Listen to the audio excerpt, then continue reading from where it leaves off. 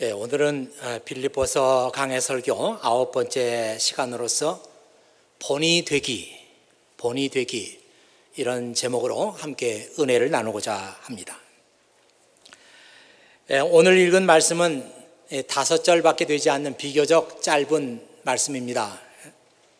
그리고 오늘 말씀이 말하고자 하는 그 요점이 뭔가 하는 것도 아주 분명한 그런 말씀입니다. 바울이 살았던 때는 지금부터 약 한 2000년 전쯤 그렇게 볼 수 있는데, 그때 그가 살았던 시대가 어떤 시대였을까 하는 것을 한번 생각해 보십시오. 바울은 자기 시대를 가리켜서 그리스도의 십자가와 원수를 맺고 사는 사람들이 많이 있습니다. 제가 살고 있는 이 시대는 그리스도의 십자가와 원수처럼 살고 있는 그런 사람들이 많은 시대입니다. 이렇게 썼습니다. 그 말씀이 New Living Translation 성경에 보면 이렇게 나와 있어요. There are many whose conduct shows they are really enemies of the cross of Christ. 참 이 말씀이 좀 뉘앙스가 묘하다 그런 생각을 했습니다. 그 사람의 말 하는 것을 보면은 그렇게 훌륭한 사람이 없어요. 그 사람이 교회 안에서 하는 말이나 또는 성경 공부 시간에 하는 말이나 이런 것을 보면은 하나도 흠잡을 데가 없어요. 그런데 whose conduct, 그의 행동하는 것, 그의 행동을 보면은 크리스찬이 아닌 것 같아요. 그가 가정에서, 학교에서, 직장에서, 비즈니스 현장에서, 일터에서 행동하고 하는 것을 보면은 크리스찬이 아닌 것 같아요. 바울이 지금 말하고 있는 것은 바로 그것입니다. 제 주변에는 정말 크리스찬이 아닌 것처럼 예수님의 십자가와는 아무 상관없이 살아가고 있는 사람들이 참 많습니다. 이렇게 얘기하고 있습니다. 이 그리스도의 십자가와 원수로 살아가는 사람들, 참 독특한 그런 성경의 표현인데요, 이 말씀을 올바로 이해하기 위해서는 정말 예수님의 십자가가 무엇을 의미하는가 하는 것을 우리가 알아야 됩니다. 1674년에서 1748년까지 살았던 영국 사람인데 아이작 왓즈라고 하는 사람이 있습니다. 그는 평생에 수많은 찬송시를 썼습니다. 우리 찬송가에도 수많은 찬송가가 남아있죠. 그 중에 찬송가 149장 그 찬송 가사를 보면은 주 달려 죽은 십자가 우리가 생각할 때 세상에 속한 욕심을 헛된 줄 알고 버리네. 죽으신 구주 밖에는 자랑을 말게 하소서. 보혈의 공로 힘입어 교만한 마음을 버리네. 못 박힌 손발 보니 큰 자비 나타내셨네. 가시로 만든 면류관 우리를 위해서 쓰셨네. 온 세상 만물 가져도 주 은혜 못다 갚겠네. 놀라운 사랑 받은 나 몸으로 재물 삼겠네. 이 왓츠가 십자가를 보면서 고백하고 있는 그 고백은 너무나 분명합니다. 이 왓츠의 말이에요. 제가 보기에 제게 있어서 예수 그리스도의 십자가는 세상 욕심을 버리는 것입니다. 저에게 있어서 예수 그리스도의 십자가는 내 자랑을 하지 않는 것입니다. 나에게 있어서 십자가는 교만한 마음을 버리는 것입니다. 나에게 있어서 십자가는 하나님의 은혜와 자비입니다. 나에게 있어서 십자가는 나는 너를 위해서 내 몸을 버렸는데 너는 나를 위해서 무엇을 주느냐? 이런 주님의 음성입니다. 이렇게 말하고 있습니다. 또 여러분 잘 알겠지만은 고린도전서 1장 24절에 보면 사도 바울은 예수님의 십자가는 나에게 이런 의미가 있습니다, 그렇게 고백한 말씀이 있습니다. 저에게 있어서 십자가는 하나님의 구원의 능력이며 저에게 있어서 예수 그리스도의 십자가는 하나님의 지혜입니다. 그렇게 고백하고 있잖아요. 그리스도의 십자가의 원수로 산다고 하는 말은 이런 십자가의 정신을 따르지 않고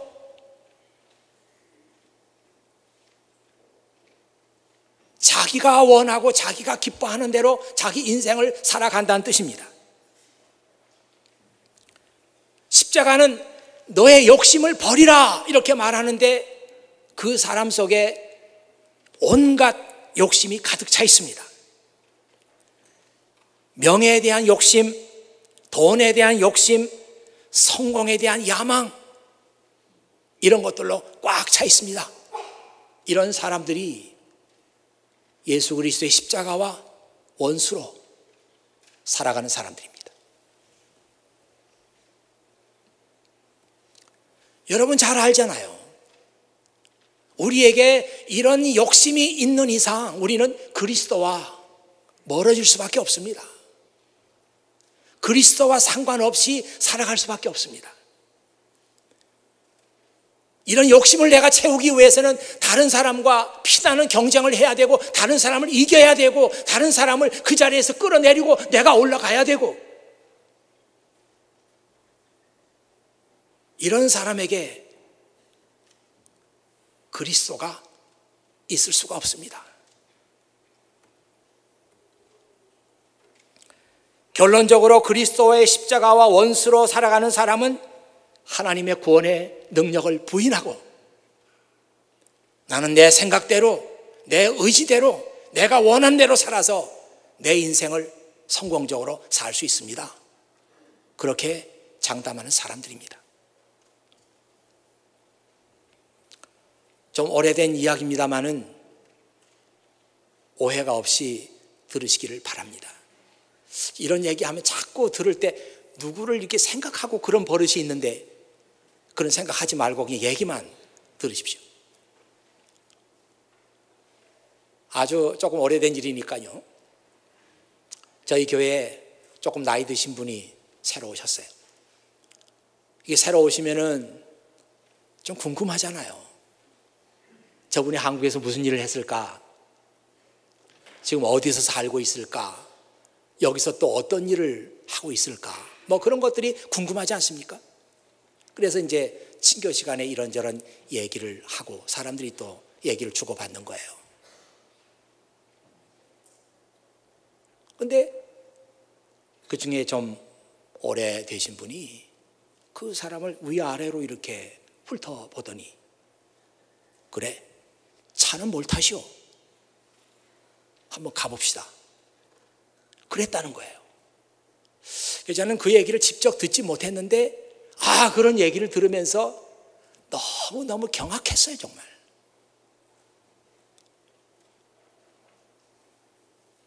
그 사람이 무슨 차를 타나 보고 나보다 좋은 차를 타면 좀 괜찮은 사람이구만 이렇게 하고, 훨씬 못한 차를 타면 별것 아니구만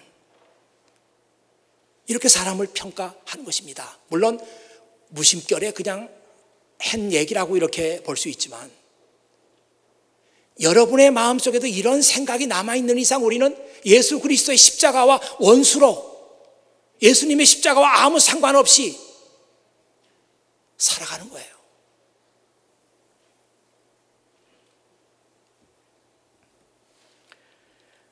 그리스도의 십자가와 원수로 살아가는 사람들은 간단히 말하면 잘 먹고 잘 사는 것이 그들의 인생의 목적입니다. 이 얘기 들으면서 여러분 가운데도 나도 그렇게 생각하는데 뭐 인생에 별거 있어? 잘 먹고 잘 살다 죽는 거지. 이런 생각이 있는 사람들은 오늘 설교 말씀을 좀 더 귀담아 잘 들어주세요.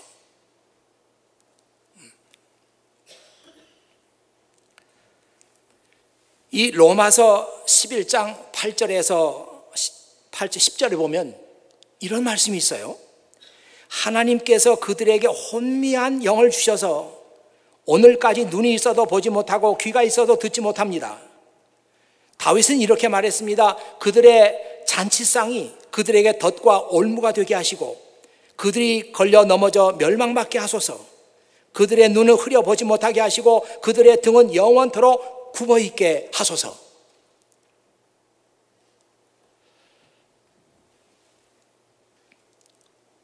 이 말씀은 그 사도 바울이 예수 그리스도의 복음을 가지고 이 소아시아 지방을 누비다가 많은 사람들을 만났는데 어떤 사람들은 예수님의 복음의 말씀을 쉽게 받아들이는 사람도 있고 어떤 사람들은 받아들이지 않아요. 근데 얼마나 그 마음이 완강하고 얼마나 완고한가 하면은 절대로 복음을 듣지 않는 거예요. 똑같은 자리에서 예수 그리스도의 복음을 들었는데 이 사람은 절대로 마음을 열지 않는 거예요. 그래서 포기할 수밖에 없습니다. 그런 사람들을 보면서 바울이 지금 생각하는 거예요. 야, 어떻게 사람의 마음이 저렇게 완고할 수 있을까? 하나님께서 이 사람들에게 혼미한 마음, 혼미한 정신을 주지 않았더라면 어떻게 저 사람들이 저럴 수가 있을까?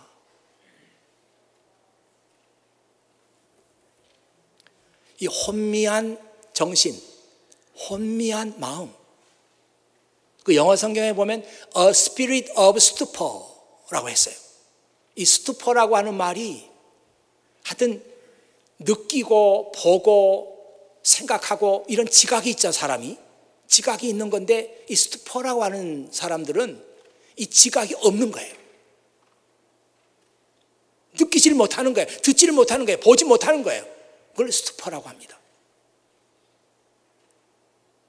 이 하나님께서 이 사람들에게 이 스투퍼의 스피릿을 줬으니까 그렇지 어떻게 사람이 이럴 수가 있나. 그러면서 바울이 이 시편 지금 화면에 나오고 있죠. 69편 22절 23절을 인용하면서 그들의 잔치상이 그들에게 덫과 올무가 되게 하시고 그들이 걸려 넘어져 멸망받게 하소서. 그들의 눈을 흐려보지 못하게 하시고 그들의 등은 영원토록 굽어 있게 하소서. 그 시편 말씀을 인용하는 거예요. 어부들이 뭐 깊은 바다에 가서 고기를 잡을 때는 뭐 그물을 던져서 고기를 잡겠지만 이 얕은 강에서 뭐 고기를 잡을 때는 어항을 많이 씁니다. 이 어항의 구조가요, 내 그 목이 아주 좁고 그 다음에 볼록하게 이렇게 어항이 되어 있어요. 그리고 어항 속에다 물을 넣고 거기다 미끼를 집어넣습니다. 이 고기들이 냄새를 잘 맡고 맛을 좋아하는 그런 미끼를 집어넣는 거예요. 그래서 물속에다 집어넣어두면 고기들이 그 미끼에서 나오는 물을 따라서 이렇게 모이죠.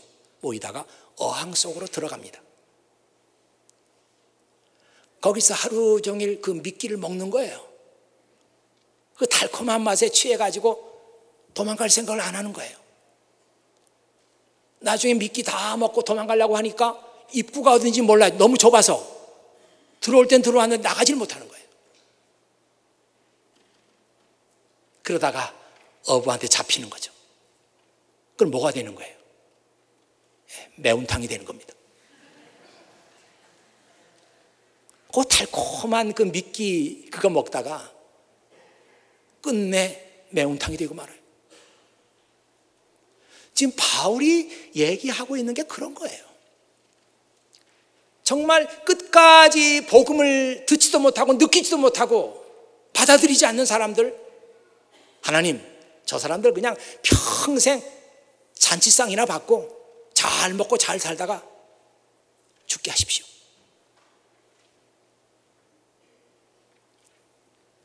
그런데 우리 인생이 그런 게 아니잖아요.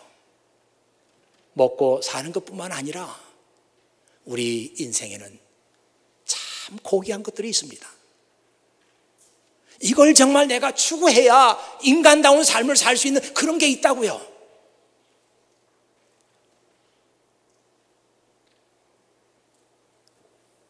예수 그리스도의 십자가와 원수로 살아가는 사람들은 그걸 모르는 거예요. 그래서 오늘 성경에 뭐라고 그랬습니까? 그들은 하나님을 섬기기보다는 자기 배를 채우며 살아가고 있습니다. 수치스러운 일을 하면서도 도리어 자랑으로 여기고 있습니다. 그들은 오직 세상 일에만 관심을 둡니다. Their God is their appetite.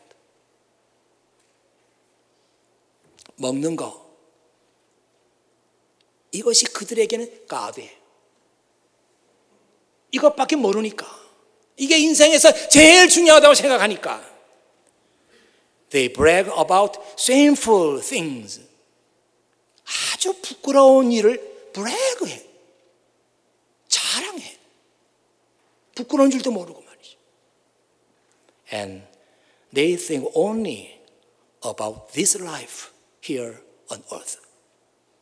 그들은 오직 여기서 자기들이 살아갈 동안에 그것밖에는 생각할 줄 몰라요.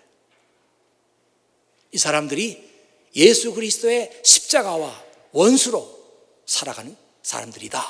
오늘 성경에 그렇게 나와 있어요. 그리스도의 십자가를 우리를 구원하시는 하나님의 능력이라고 고백하고 그 십자가 위에 하나님의 구원의 지혜가 들어있습니다. 이렇게 고백하는 사람들은 잘 먹고 잘 사는 것이 인생의 전부라고 생각하지 않아요. 그런 것을 가지고 사람을 평가하지 않아요.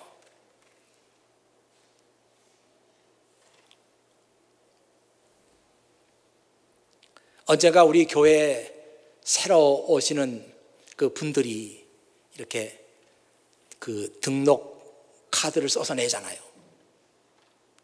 오늘도 새로운 분이 계시나요? 예, 이 등록 카드를 써내는데 거기 보면은 이름 쓰고 주소 쓰고 전화번호 쓰고 학교나 직장을 쓰게 돼 있습니다.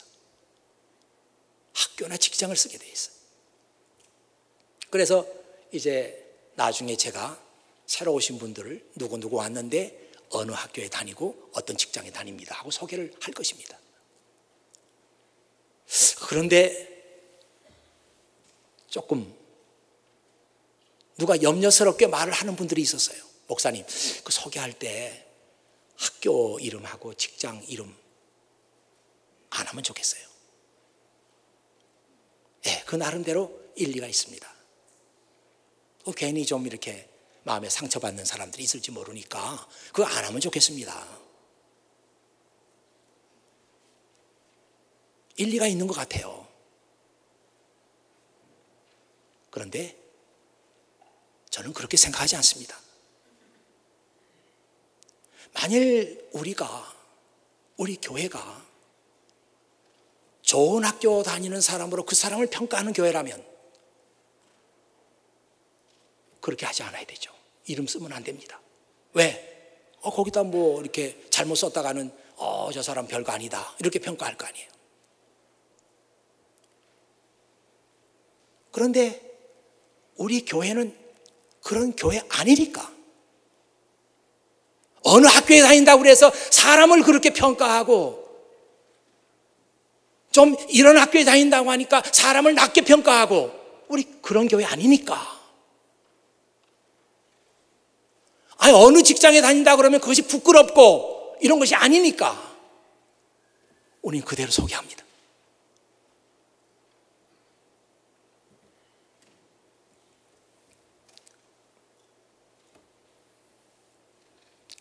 여기까지 편지를 쓴 그 바울이 말이죠. 이제는 이렇게 얘기합니다. 형제 여러분, 나를 본받으십시오. 또한 내가 여러분에게 보여준 삶을 쫓아 살아가는 사람들을 살펴보십시오. 17절 말씀이에요. 그 New Living Translation에 보면 이렇게 나와 있습니다. Dear brothers and sisters, pattern your lives after mine. 내가 살아가고 있는 삶의 패턴, 이 사람이 어떻게 살아가고 있는지 그 패턴을 본받으십시오. 따라서 하십시오. 이런 뜻이에요.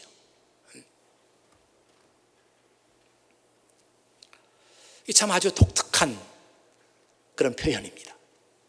이 말씀을 잘못 해석하는 사람들은 바울이 겸손한 줄 알았더니 아니 예수님을 따라 살려고 해야지 왜 자기를 따라 살려고 하는가, 이렇게 해석하는 사람들이 있는데 그것은 좀 가벼운 해석입니다. 이 말씀은 그렇게 해석해서는 안 되는 말씀이에요.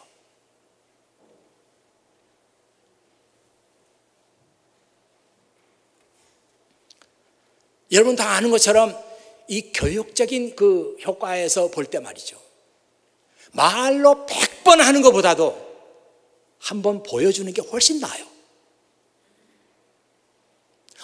크리스찬은 이렇게 사는 것입니다. 말로 100번 가리키고 말로 100번 강조하는 것보다 크리스찬은 이렇게 사는 겁니다 하면서 한번 보여주는 게 훨씬 낫다고요.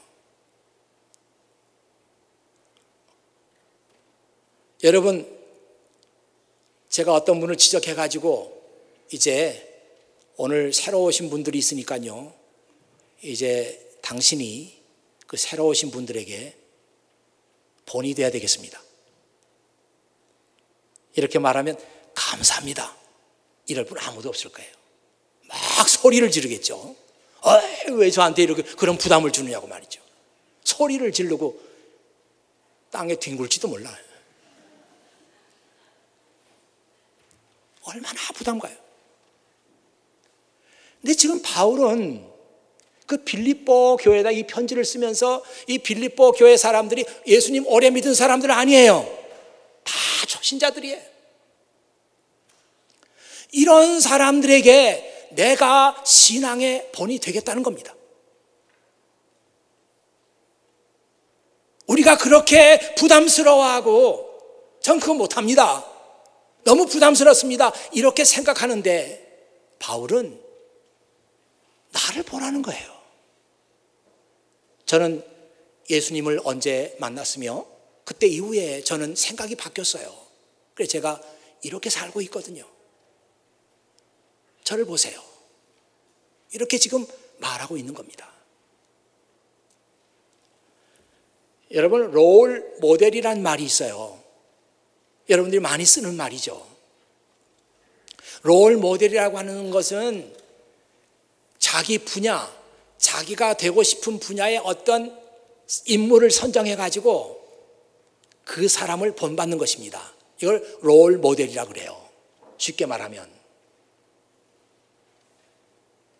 여러분도 여러분이 학문의 분야에서나 아니면 인생의 전체 분야에서나 난 정말 저 사람처럼 살고 싶어, 이런 롤 모델이 있으면 참 행복합니다.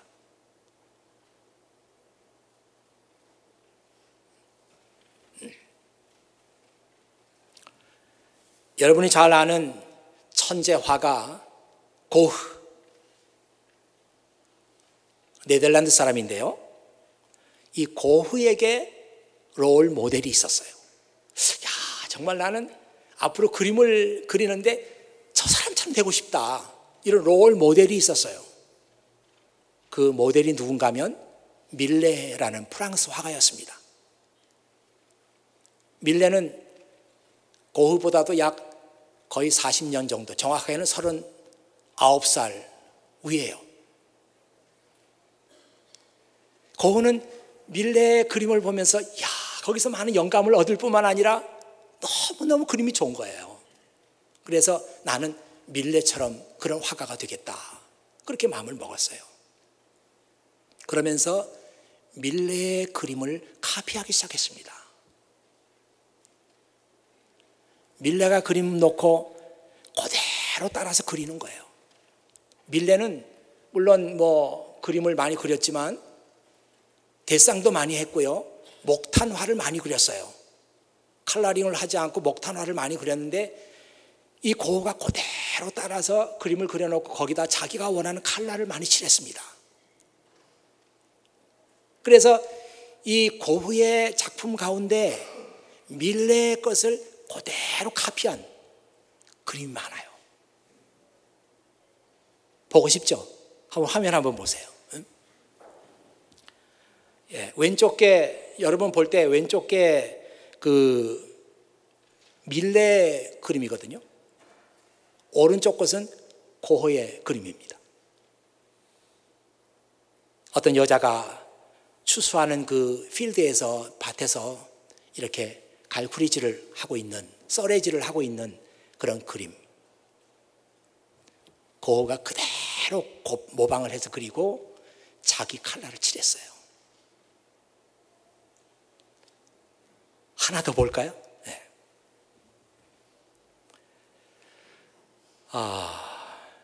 이 왼쪽 게, 여러분 볼 때 왼쪽 게 저 밀레가 그린 그림입니다. 목탄화를 그렸어요. 근데 그대로 카피하면서 고흐는 거기다가 자기가 원하는 컬러를 칠했어요.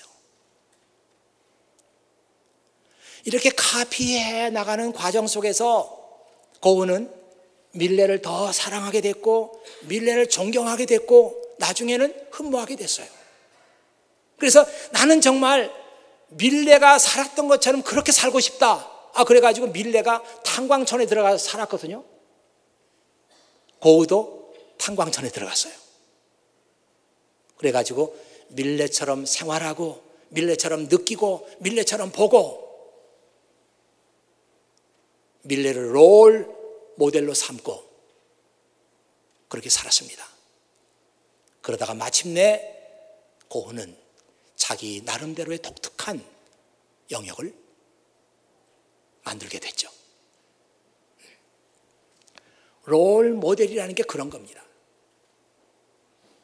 학문하는 사람들도 그 학문의 영역에서 정말 내가 그렇게 되고 싶은 그런 롤 모델이 있으면 좋아요. 그에게서 학문의 성실성을 배우고 학문의 정직성을 배우고 학문을 대하는 태도를 배우고 그렇게 해서 나도 내 나름대로의 영역을 구축하는 겁니다. 이게 롤 모델이에요.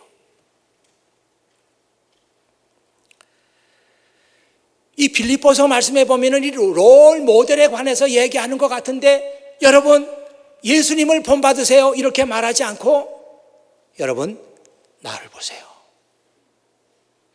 제가 예수님을 이렇게 믿고 있습니다.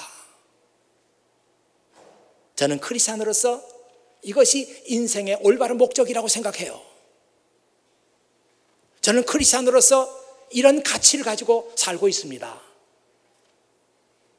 제 삶이 여러분에게 어떤 도움이 됐으면 좋겠습니다. 그렇게 얘기하는 거예요. 여러분 그 말씀이 디모데후서 3장 10절에서 11절에 이렇게 나와 있습니다. 그대는 나의 모든 것을 잘 알고 있습니다. 내가 가르치는 것과 살아가는 방식과 삶의 목적 그리고 나의 믿음과 인내와 사랑 끊임없이 노력하는 나의 마음도 알고 있습니다. 내가 당한 고난과 안디옥과 이고니온과 루스다를 지나며 겪었던 일들 그곳에서 받은 핍박도 알고 있을 것입니다. 그러나 주님께서 그 모든 어려움 가운데서 나를 구해 주셨습니다. 바울은 예수를 처음 믿는 사람들에게 자기 스스로가 롤 모델이 되기를 자처했어요. 하나도 인위적으로 하나도 안 그렇지만 그런 것처럼 사람들에게 보이기를 원하지 않았어요. 지금 디모데후서 3장에 있는 이 말씀은 자기 제자 디모데에게 한 얘기입니다. 디모데는 그 옆에서 바울이 어떻게 살아가는지를 다 목격했어요. 같이 봤어요. 이분의 인생의 목적은 이거구나. 이분이 정말 그리스도의 사도로서 어려움 겪고 환난을 겪으면서 이렇게 이겨내는구나. 이걸 옆에서 다 봤어요. 이게 롤 모델입니다.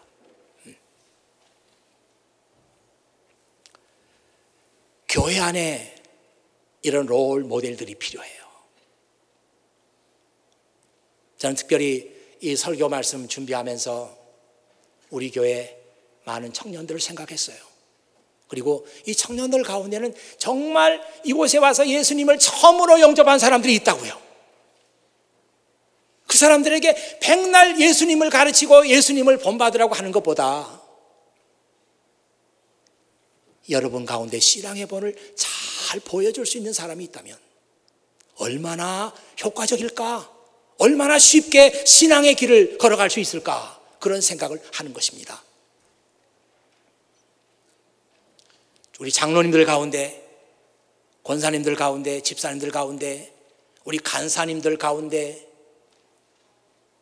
가족장들 가운데, 임원들 가운데 신앙의 모델이 될 수 있는 그런 사람들이 세워지기를 바라요. 그런데 중요한 것은 이 신앙의 모델이라고 하는 것은 이제 우리 교회에서 어떤 분을 신앙의 모델로, 롤 모델로 세울 테니까 다들 그분을 보세요, 이렇게 말하는 게 아닙니다. 또 여러분 가운데 어떤 사람이 좀 은혜를 받아가지고 누굴 찾아가가지고 제가 롤 모델이 되드릴게요, 이제부터는 다른 거 보지 마시고 저를 보세요, 이렇게 말할 수 있는 가능성이 있는 분들이 좀 있어요. 그렇게 말하는 게 아니에요.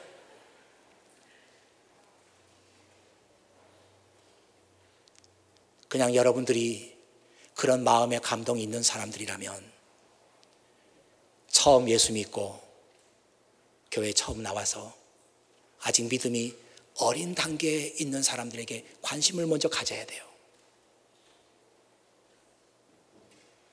그리고 그 사람들에게 크리스찬의 삶이 무엇인지 여러분이 살고 있는 것을 그대로 표현하면 됩니다. 불러다가 가르치는 게 아니에요. 크리스찬은 이렇게 사는 거야, 알았죠? 이렇게 말하는 게 아니라 여러분이 지금 믿고 여러분이 고백하고 있는 것을 그대로 드러내면 됩니다. 특별히 어렵고 힘든 일을 만나면서, 고난을 만나면서 내가 이 고난을 어떻게 믿음으로 이기고 있는지 그거를 그냥 보여주면 됩니다. 이게 제일 중요해요. 좋은 소리는 많이 할 수 있어요.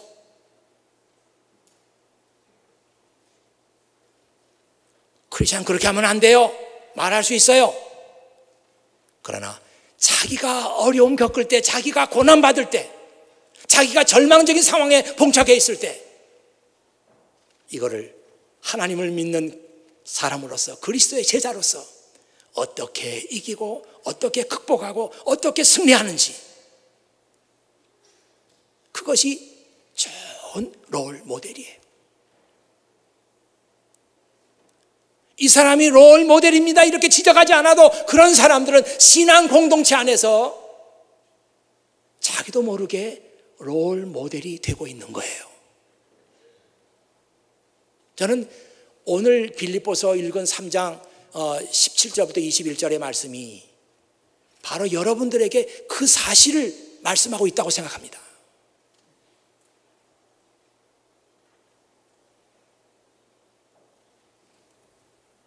여러분 가운데 하나님께서 성령의 감동을 주셔서 하나님, 제가 롤 모델이 되기 전에 먼저 제가 크리스찬으로 올바로 살고 싶어요.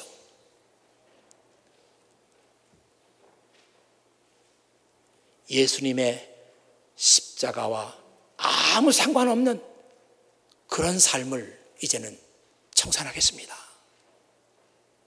내 욕심만 부리고 내 속에 가진 욕심이 가득 차 있는 이런 삶이 크리스찬의 삶이 아니라는 것을 알았습니다.